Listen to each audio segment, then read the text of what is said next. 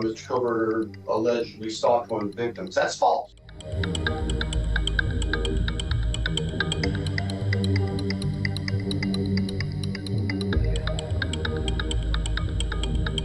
Kohberger stalked one of the witnesses, and that's false.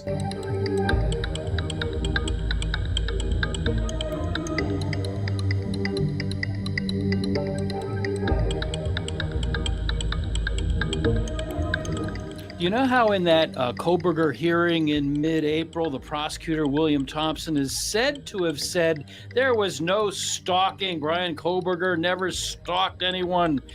Well, I question whether that was really said. But he said it outright. How could you question it?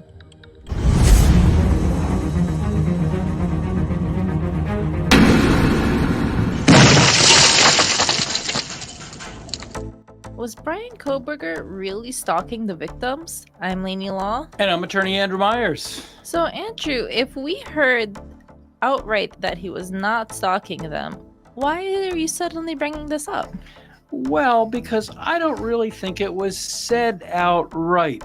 And here's why. You know how carpenters have tools, and if an electrician comes to your house, they have tools to put new wiring in and put fixtures in. These craftspeople have tools.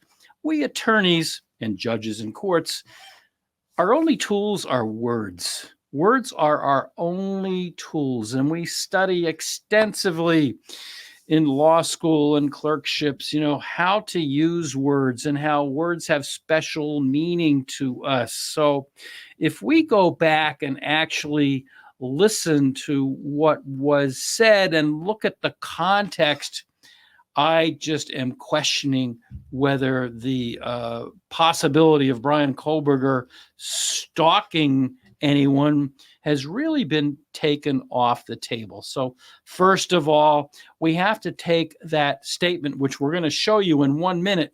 You have to take it in context. What was the issue in that hearing? What was the court considering? Why did everybody come into the court that day with their documents and arguments? The sole focus of that hearing was, had Ann Taylor retained an expert that was tainting the jury pool by asking certain questions? And were the facts that were implied in those questions tainting the jury pool? So with that as a background, let's take a listen to the quote that got everyone in trouble. You acknowledge false that Mr. Kohberger allegedly stalked one of the victims. That's false. You know that to be false. Which one? That Mr. Kohberger allegedly stalked one of the victims. Yes, I was trying not to say that because. But you knew that was false. I did. Yes. And so you have now, for anybody who had never heard that before, that question is now planted into them, unqualified representation that Mr. Kohberger stalked one of the witnesses, and that's false. That's false. Yes. Yes. Okay. Thank you. Okay. Fine. Oh, I don't think it is quite so fine. So additional context, let's take a look at the actual questions that got everyone in trouble or got Mr. Thompson to ask that question. Here are the two survey questions. There were 9, and these were the last 2 that were somewhat controversial.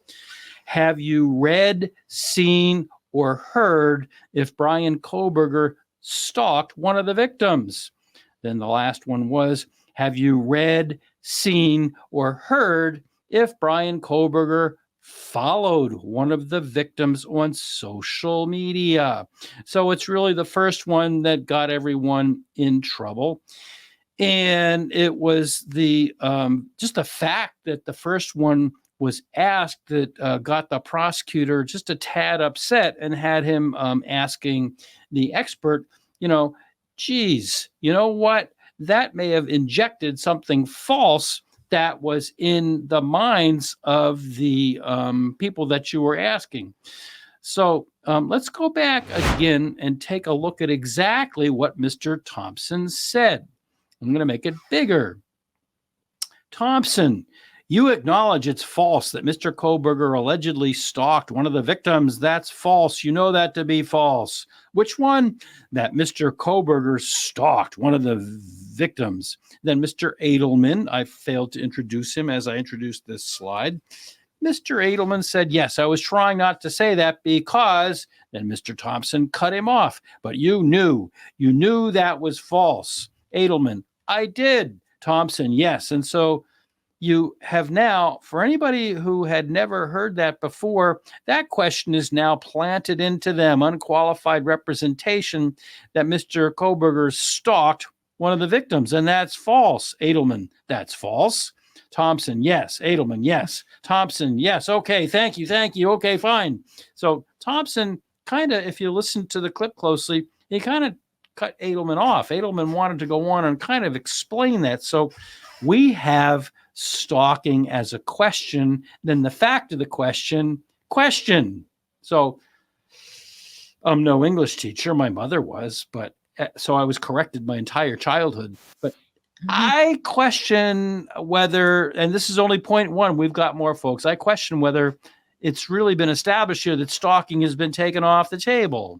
I definitely agree with how you say that, because with the way that this is kind of set up, I agree with you that it sounds like there's a little bit at least confusion. I agree that it sounds like where he says, I was trying not to say that, because it does sound like he got cut off. And then at the end, it seemed like there was a little bit of confusion going back and forth between them. I don't know. Oh, you want to hear confusion? Then the two of them, Edelberg and Thompson, got into a back and forth about, what really was meant by these questions. What was tainting the jury? Was it tainting the jury? And so it got even more heated than that. Let's take a closer look now. True or false? I care about whether or not it's proliferated by the media. You don't care if it's true. No, I don't. I No. don't care about is it prejudicial. So it's okay to taint people who had never heard that information before. So this is one of those things that in court you can object to, where you're asking a question and the facts have not been established. It's called, asking a question where the facts have not been established. That's a valid objection in court. And so Mr. Thompson is kind of, I hate to use the word taunting, but he's kind of, playing with Mr. Edelberg, who's obviously a little bit, he had earlier said he was angry, and he's really kind of pushing him into a hole, saying that he was putting facts out there that hadn't been out there. And Edelman, of course, said, no, that's not true, because it's all been out there, hundreds and hundreds of times in the newspapers. So Thompson is pushing him. Everybody's getting upset. You can see the judge there in the bottom is kind of glowering over his eyeglasses like, is this really going on? Well, and also I do want to say it's interesting that it's the prosecution giving him the hard time about this, because if he's tainting the jury pool, implying that he was stalking the victims would lead it to almost be more beneficial to them, is what you would think. I mean, not to say one way or the other, because the goal obviously isn't to taint the jury pool. They're just trying to get an idea of what's been out in the media. Well, Thompson is very much against a change of venue. And that's the whole point of this survey by Ann Taylor, is to explore the possibility that the jury pool in Latah County is biased. And Mr. Thompson was really upset by the fact that the survey was being done and planting what he called this prejudicial information into the minds of the jurors. And so he was really pushing Mr. Edelman. He was really pushing him to admit that he was tainting the jury pool. And Edelman was not happy with that at all. And as you'll see in this clip we're going to see in a second, the judge is getting a little bit testy too. And don't you hate when people look at you over the top of their glasses? It kind of, without saying anything, it kind of says, hey, dummy up. Mm-hmm. For the end result of identifying others who might have bias. Is that a fair statement? I'm going to object to the questions. He can answer He's the question. badgering. I've never seen a judge raise his hand. Usually, if there's an objection, everybody stops. That's our training. What's the matter? Order in the court. Oh, we're still on. I thought we went off. I've never seen a judge raise his hand. By training, if somebody has an objection, we're all trained in law school and in our trial skills classes, and then our first trials, which for me are way in the rearview mirror. If someone objects, you stop. You stopped. And so when there's this back and forth and the judge has to raise his hand, I don't know, there's an issue. But the real issue was that Edelman objected to being pushed by Thompson. And finally, Ann steps in with 2 objections. And we just heard the first one. Let's take a listen. Objection. Yeah, there's an objection. He's badgering the witness. He's misstating his testimony, and I object. The witness testified he didn't care if the information was correct, Judge. Yeah, overruled. So, May I? so just No, that's okay. one person can talk at a time, and let's take down the tone a little bit. Yes, sir. Okay, just so we're clear, the questions, fact-specific questions were propounded to people who were taking the survey. Did not, after asking the question even, qualify the false facts as saying this may or may not be true, or this is actually a false fact. The whole thing is, a little confusing. I think from my perspective, it just sounds like they're asking questions.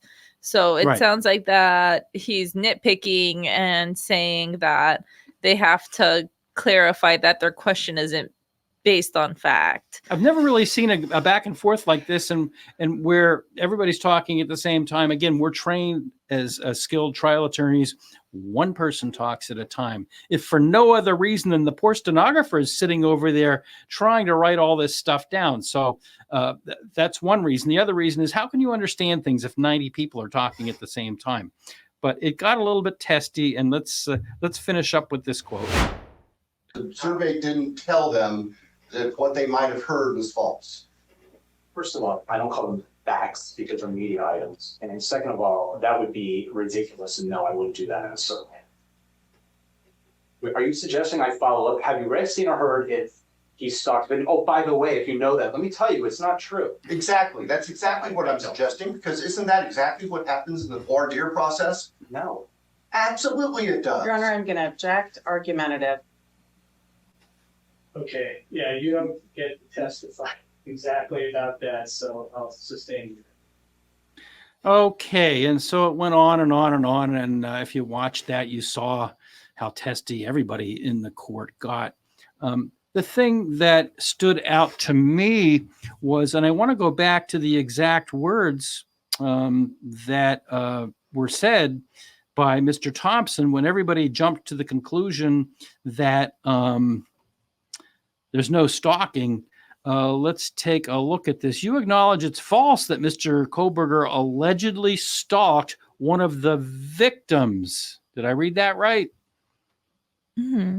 Okay. So then we go down a little bit further, and the question about the middle of the page there, where my little arrow is. So you have now, for anybody who had never heard that before, that question is now planted into them, unqualified representation that Mr. Kohberger stalked one of the witnesses, and that's false. So in the first line, he's questioning the statement about Mr. Kohberger stalking his victims. And then halfway down the page, he's questioning whether Kohberger stalked one of the witnesses. Now, was that a Freudian slip? Was that just a mistake in the heat of battle? Because obviously Thompson is very emotional. That's a characterization on my part. But am I out of line to say that he was very emotional here? I think that's in line. I mean, I think anybody watching that video can agree that it feels like one of the classrooms where like 2 kids might be arguing and the teacher can't really deal with it. Yeah. So, I mean, like I said before, words have meaning. We attorneys have no tools. We don't have the skilled tools that a carpenter has. We don't have the skilled tools that an auto mechanic has, which are largely computer now. And I respect everybody that knows how to use tools like that. But we're supposed to be respected for our ability to use words correctly. And I don't know if that was intentional or unintentional, because, the original allegation or question was Mr. Kohberger stalking one of the victims? Whether it was Maddie or Kaylee is up in the air. But then down halfway down this slide, the question is, did Mr. Kohberger stalk one of the witnesses? And the witnesses are, guess who? Dylan Mortensen and Bethany Funk, right? Mm-hmm. And there are all kinds of questions now. Nothing firm, nothing solid. There are questions now about whether there was some connection between Mr. Kohberger and Bethany Funk. Now, it's only a question, and I'm not saying anything. I'm just saying that it's clear that Mr. Thompson, in one point, talked about stalking of the victims, which would be, the 4 that were murdered. And then he's talking about stalking the witnesses. So I'm just saying that is a question, and we all have to be very clear. Where did this whole stalking thing come from? Anyhow, it came from the probable cause affidavit, right? As I'm going to show you in a second. It doesn't come right out and say there was stalking. It just says that there was a question. So where am I now? I'm on page 16. And Brett Payne says, on December 23rd, 2022, I was granted a search warrant for Kohberger's historical CSLI, that's the cell data, from June 23rd of 2022 to current prospective location information, and a pen register trap and trace on the 8458 phone, which was said to be Kohberger's, to aid in efforts to determine if Kohberger stalked any of the victims in this case prior to the offense. So, okay, now we're back to victims, and maybe it was just a misstatement by Mr. Thompson in the hearing in April of 2024, but there it is. It's really raised as a question, and the question is whether Kohberger stalked any of the victims in this case prior to the offense, conducted surveillance on the King Road residence, was in contact with any of the victims' associates before or after the alleged offense, any locations that may contain evidence of the murders that occurred on November 13th, the location of the white Elantra registered to Kohberger, as well as the location of Kohberger. Before I go on, notice there's a couple of different things here. Stalking's not the only thing they were looking for when they did all that. They're looking not only for stalking, comma, conducted surveillance on the King Road residence, comma, was in contact with any of the victim's associates before or after the alleged offense, comma, any locations that may contain evidence of the murders that occurred on November 13th, 2022. So we're not concerned with the white Elantra in this particular episode, but so that's raised as a question. And so then Brett Payne, who wrote the affidavit, goes on for a couple of paragraphs and says that he, received the historical records for the phone. He was able to determine the estimated locations for the 8458 phone during that time period. The records for the phone show the 8458 phone utilizing cellular resources that provide coverage to the area of 1122 King Road on at least 12 occasions prior to November 13th, 2022. All of these occasions, except for one, occurred in the late evening and early morning hours of their respective days. Notice, with the exception of the first paragraph on this page where the word stalking appears, the word stalking does not appear anywhere else here. Now, is Brett Payne going to stick by that section there that is highlighted, that the records for the phone show it utilizing cell resources that provide coverage to the area of 1122 King Road on those 12 occasions prior to November 13th, 2022? Does that stay in? Does that come out? If it comes out, there's a serious problem. The next paragraph continues on this quest to take a look at the phone. One of these occasions, August 21st of 2022, the phone utilized cell resources, providing coverage to the King Road residents from approximately 10:34 to 11:35. At 11:37, Kohberger was stopped by the sheriff's deputy. So this goes on and on and on. But notice in the probable cause affidavit, whereas at the top of page 16, we have the question, I'm going to look into whether Mr. Kohberger stalked any of the victims. We then have this procedure that was gone through, and there's never an answer to the question. They never said in the probable cause affidavit that he was stalking anyone.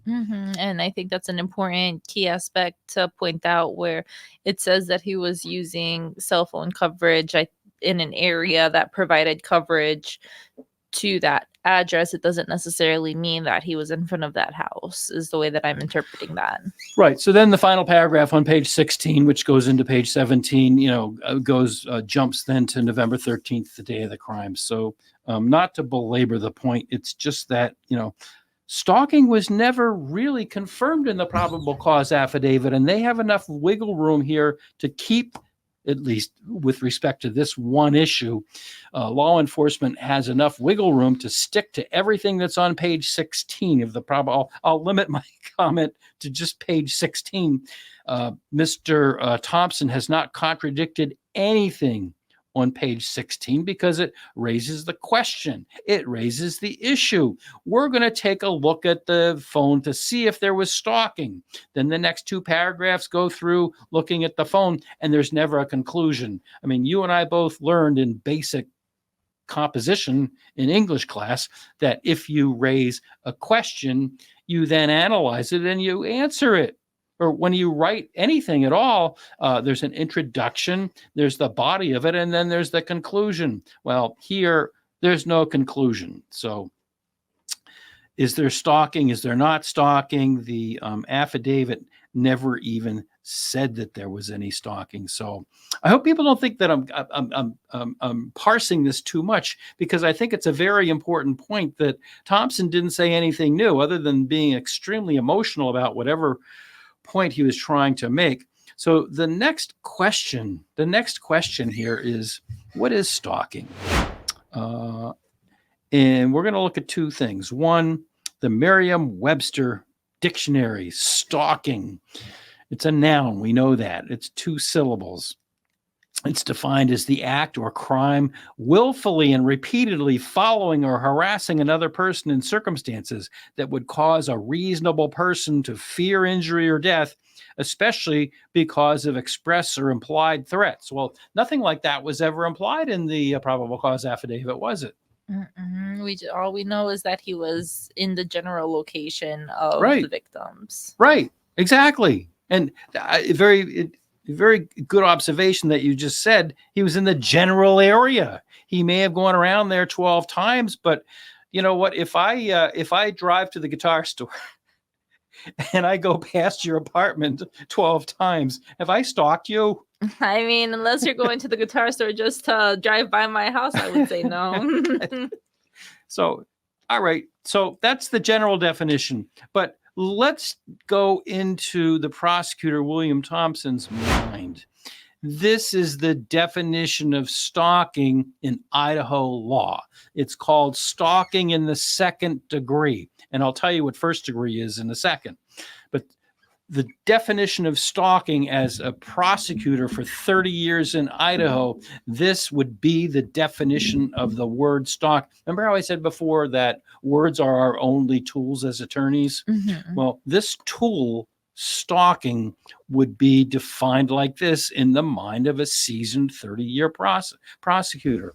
Stalking. 1, a person commits the crime of stalking in the second degree if the person knowingly and maliciously A, engages in a course of conduct that seriously alarms, annoys, or harasses the victim, and is such as would cause a reasonable person substantial emotional distress, or B, engages in a course of conduct such as would cause a reasonable person to be in fear of death or physical injury, or in fear of the death or physical injury of a family or household member. These are very direct, harmful, threatening types of conduct.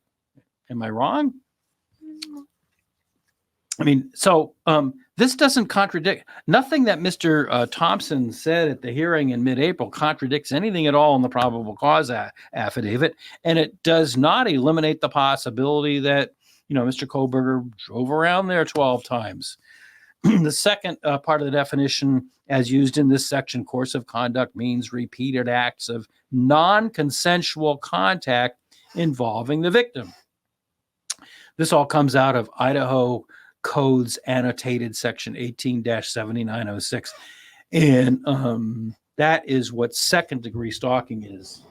I agree with you. I mean, we don't, with everything that we talk about on this podcast, we don't know one way or another. And like you said before, just because you're in the area 12 times doesn't necessarily mean that you're at that person's house. Do we know if he was near there? That's something that we don't know. But like Andrew's saying, we don't have any reason to believe that he actually was. We just know that he was in the area. Right. And so that is Idaho stalking in the second degree. First degree is even worse than this. If this can be characterized as extreme and harassing and threatening behavior, first degree is even worse. It's this type of conduct in the context of a court order, a restraining order, or something of that nature. That's first degree stalking. So I hope we can all agree that that's something that's even worse than this. So where words are important, I circle back to this, where words are important, and certainly as a prosecutor for 30 years, these types of definitions must have been in Mr. Thompson's mind. The first point is that, this doesn't change anything. This doesn't change anything at all with respect to the case in my mind, if what's in the probable cause affidavit is to be believed. B, this leaves a lot of room for other things. I mean, early on, outside of the probable cause affidavit, it was said and then debunked that he had seen Kaylee and Maddie in a vape store. Maddie had been concerned that somebody was following her. We don't know. It may or may not have been Mr. Kohberger. It may or may not have been Mr. Kohberger. But the fact that Mr. Thompson in that hearing in April of 2024 said there was no stalking doesn't remove those things as possibilities. It doesn't remove the possibility that he was driving a car around that neighborhood. It doesn't remove the possibility that either he was or he wasn't. There are other people out there that say that Mr. Kohberger drove around that area, and there's a parking area behind that house at 1122 King Road, up on a hill where you could look down into Maddie's bedroom. And there are people out there that say, well, maybe he did that. Under the definitions that I just read of stalking, that's not stalking behavior. I'm not saying he did any of that.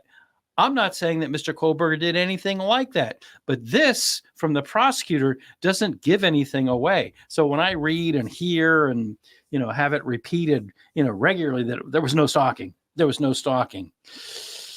Well, look at those definitions, listen to the hearing, listen to the context of it. And also remember two things. One is that as attorneys, we're all advocates. So as an advocate, he's going to say everything he can say on behalf of the state. And B, it doesn't, what was said by the prosecutor in mid-April of 2024, it really doesn't, in my mind, and based on all the things I've just said, it doesn't change anything in the case. Nothing has changed in this case. Driving around a house 12 times does not meet the definition of stalking. Oh, and the final point, C, there are 5 counts in the indictment that was brought against Mr. Kohberger. There are 5 counts. One is breaking and entering, and the other 4 for murder of the 4 victims. So he was never even charged with stalking. So I don't want to beat a dead horse, but I don't think this changes anything in the case. Do you? I'm on the same page, I think, with you, where it doesn't say one way or the other. We aren't able to really determine anything from what was said, but I'm a little annoyed that Ann Taylor's having such a hard time trying to figure out the jury pool, and that something like this is even being brought up because, like you mentioned, as an attorney, words are your best tool. And I don't know, it seems messy, and it seems like we're getting hung up on the wrong things. If you're asking questions, that doesn't necessarily push it one way or the other. And it was kind of interesting seeing them going back and forth in the video, arguing about really the relevance of saying, Yeah. by the way, this isn't the fact, like, when we don't know one way or the other. No, we really don't. But it just seems that in this case, emotions have gotten really very high.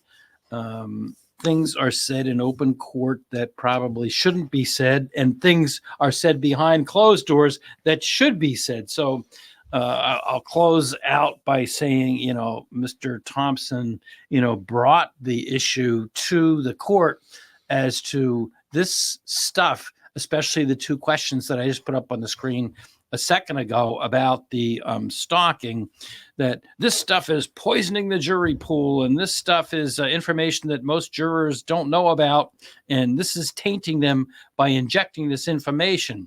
Well, in his order, the judge allowing the surveys to continue said, hey, this wasn't public before, but neither party asked that these hearings be held behind closed doors, so they were held in public. And so now that it's out there, basically saying no harm, no foul. So, hey, you know what, Mr. Prosecutor, if you said that the jury pool was being tainted by injecting information that wasn't out there before, by not asking to have these hearings held behind closed doors, it's out there. So it's out there. And again, I am a proponent of keeping everything out of the public. But if you're going to talk about private stuff that you're complaining about, that it should be private, maybe you should have a private hearing.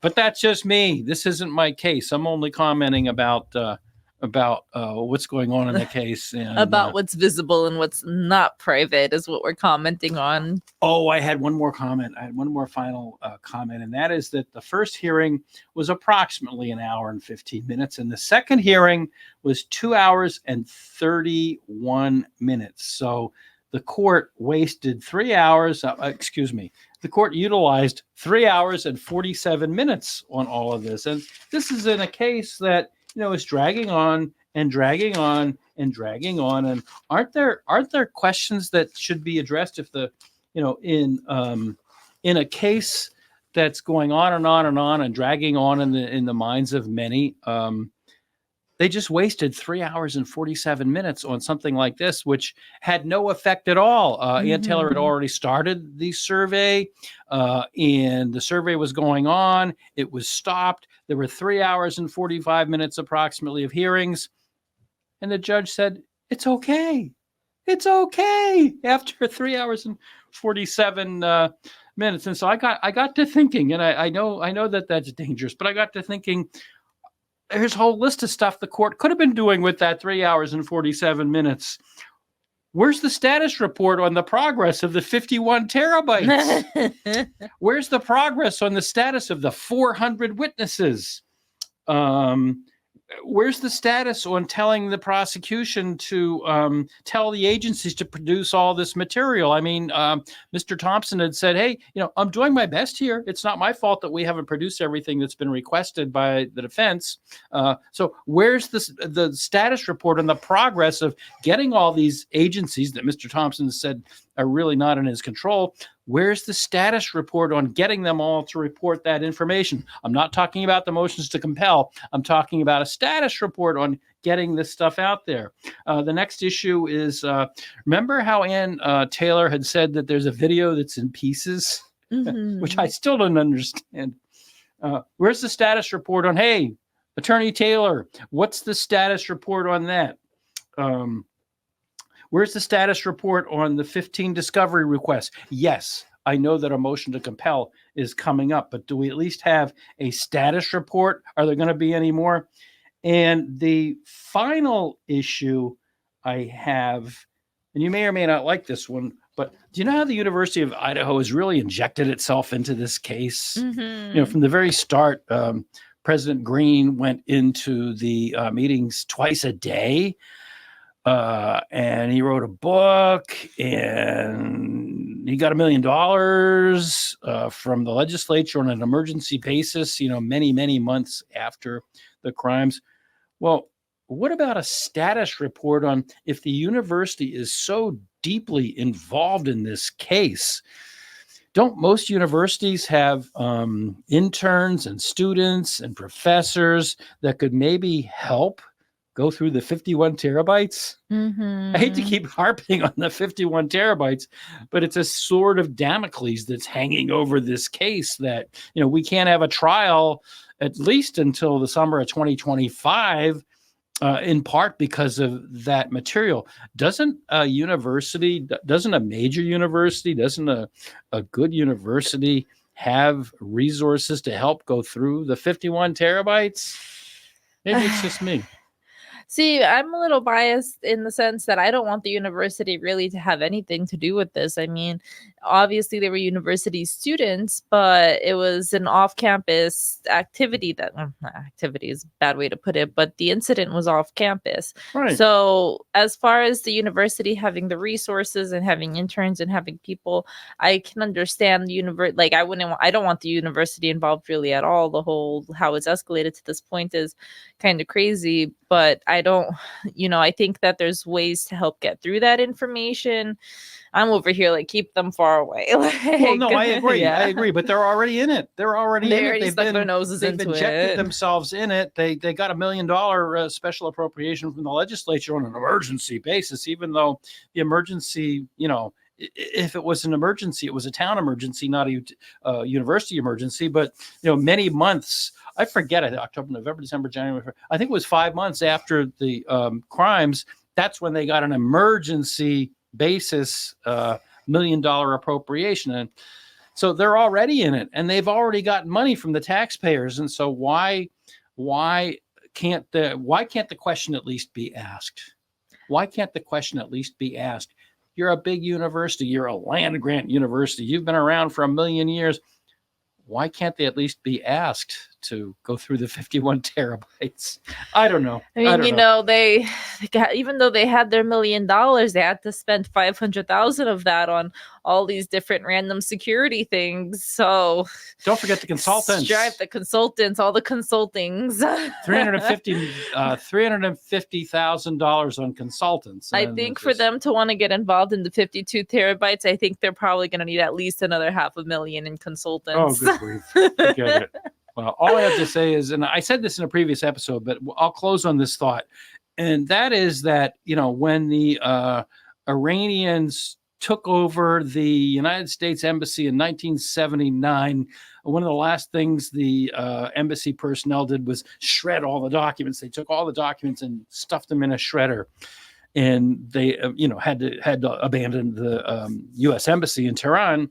And the first thing the Iranians did, the Revolutionary Guard, the new guard in Iran, one of the first things they did is they brought in university students to go through all those shredded documents and tape them back together. And they did. I mean, if you've got a gun to your head, as they probably did, and I'm not suggesting that that's the right way to do anything, but what I'm saying is the universities in and around Tehran were told to bring the students in, and they went through it all and they taped it. So, I mean, I know, I know I'm ranting, but I mean, if the university is going to inject itself into this case, why can't there be a status report on whether or not the university can actually do something productive and help go through all of that material? So, all right.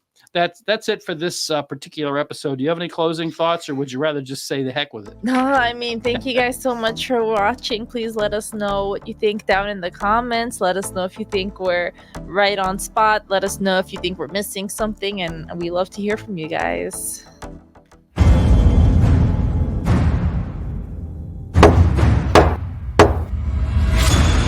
You have been watching About the Law, a production of the law offices of Andrew D. Myers in Methuen in the Merrimack Valley of Massachusetts and in Derry, just outside of Manchester, New Hampshire. Remember to click the like and subscribe buttons down below. And if you enjoyed this video, be sure to share it with your friends and others. If you'd like to talk to me about an injury case, a car accident, a slip and fall, a serious bodily injury case, or some other case, please feel free to contact me. I'd love to talk to you. You can contact us through my website at attorney-myers.com. We have a contact us block, or you can call on one of the telephone numbers we've given there, or you can email me at andrew@attorney-myers.com. The foregoing is offered for informational purposes only. It is not intended as and does not constitute legal advice. Laws vary widely from state to state. You should rely only on the advice given to you during a personal consultation by a local attorney thoroughly familiar with state laws and the area of practice in which your concern lies. This podcast must be and hereby is labeled advertisement in some jurisdictions.